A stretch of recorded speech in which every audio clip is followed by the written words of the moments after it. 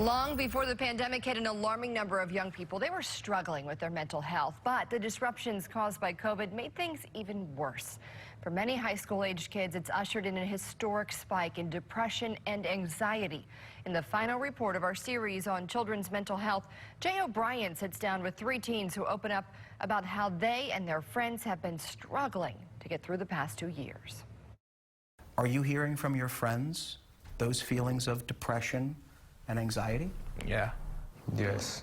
Wandy Nascent, Cherish Kuntz, and Terry Wolf are all high schoolers in West Palm Beach, Florida. They told me they're still grappling with how social isolation and remote learning upended their 2020 school year. That was my worst school year possible because, being online made it so I was just completely lazy. If this pandemic had never happened, I think, I would have stopped being so antisocial when I'm at school. I think that's what messed me up when the pandemic hit. Sheila Jo Gaines and Pastor Ray Whiteley with Trinity Counseling Centers have been hearing these kinds of thoughts from high schoolers almost since the pandemic began. They had life figured out prior to COVID. COVID happened. So many changes happened.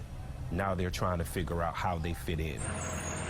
Sheila and Pastor Whiteley run weekly mental health discussions with high school students here at the Youth Empowerment Center in West Palm Beach. We talked about facing our fears.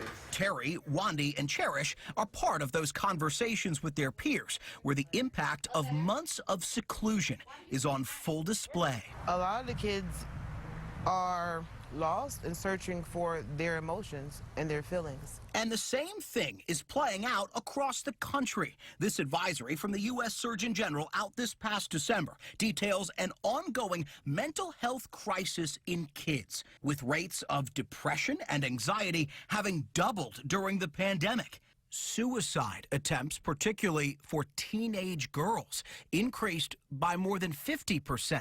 There's also fresh trauma from COVID deaths of family and friends, not to mention the stress and worry about the virus itself. It's nerve-wracking for me.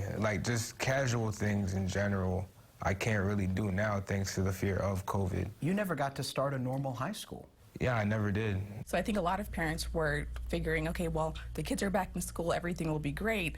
And they're seeing that, the kids aren't adjusting as well as they thought. Almost 2 years into this pandemic, and Dr. Jassett Smith, a psychologist, is still treating kids struggling to cope with the world they were thrust into in March of 2020. She warns the problem could only get worse if not handled the right way. If they're being told, get over it, push through it, this is not a problem, nothing to see here, then they do feel more isolated than ever. So not only physically, isolated, but emotionally isolated.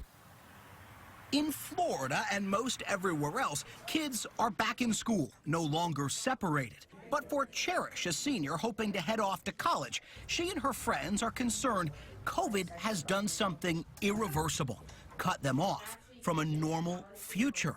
We'll get together and talk, and I ask them what y'all want to do, when y'all graduate, and they were it's not really much to do because of the pandemic. But as kids so often are, the teens we met are still hopeful.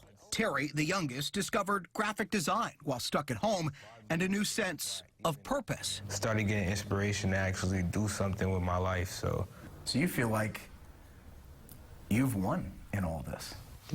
A bunch of roadblocks, but I still kind of made it through. For Spotlight on America, I'm Jay O'Brien.